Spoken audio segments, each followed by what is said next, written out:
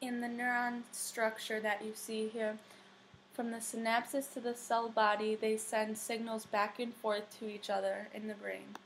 The neuron plays a huge part in depressed people because a neuron is a nerve cell that receives, processes, and transmits information to other cells in the body. The anatomy of a neuron is important because information is carried by biochemical substances called neurotransmitters.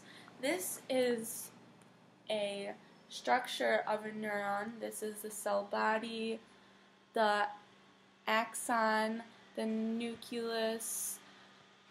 This is the synapses. This is the myelin sheath. This is the dendrites, and that's the cell body.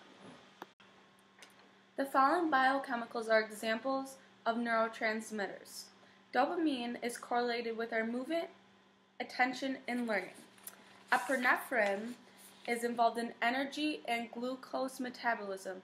Too little of epinephrine has been associated with depression. Serotonin plays a role in mood, sleep, appetite, and impulsive and aggressive behavior. If we have too little serotonin, it can lead to depression. The communication of synapses. The signal releases certain neurotransmitters into the space between that neuron and the dendrite, which is displayed right here on this neuron structure, which this is the dendrite.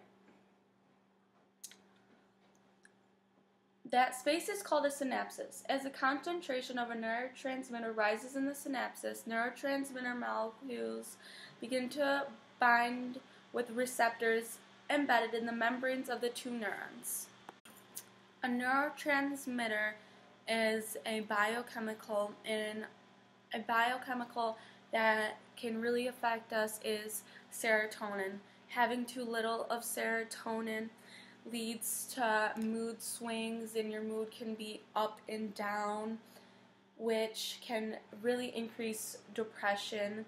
Your mood will be all over the place, and it can lead also to aggressive behavior and impulses, which something you normally don't do, and you go rapid with it.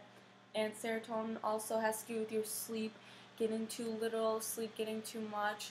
If you don't get enough sleep, you'll be tired, and it can make your depression worse because you are zombie-like. Your body is tired, you feel out of it. The nervous system is like a network that relays messages back and forth from the brain to different parts of the body. It does this via the spinal cord, which runs from the brain down through our backs and contains thread-like nerves that extend out to every organ and body part. Another thing in serotonin that can affect us is our appetite. If we're not getting enough nutrients in our body, that can also lead to depression. You need to eat healthy fruits, vegetables.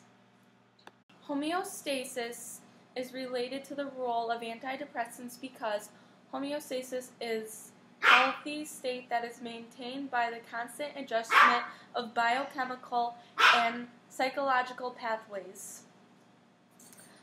The antidepressants instantly boost the concentration of chemical messengers of the brain. The antidepressants take a very long time to get into our system because your mood only improves as nerves grow and form new connections. The medication won't cure depression, but it can reduce the symptoms so they're not so high. And the medication affects the neurotransmitters by adding either more serotonin or dopamine to your brain. And once again, homeostasis is being at a healthy state, and these depression meds are trying to keep you at a healthy state and keep you safe, reduce your symptoms so you can go back to living your life. Neurotransmission can fail and lead to depression from low serotonin levels, chemical imbalances, and The receptors may be oversensitive or insensitive to a specific neurotransmitters. Action potential happens when a neuron sends information down an axon away from the cell body. So from the cell body down to the axon, shown right here. Action potential is also when an outburst of electrical activity is created by a depolarizing current. A depolarizing current reaches about -55 MV neuron will fire action potential. That is called the threshold. If a neuron does not meet the threshold, then no action potential will fire.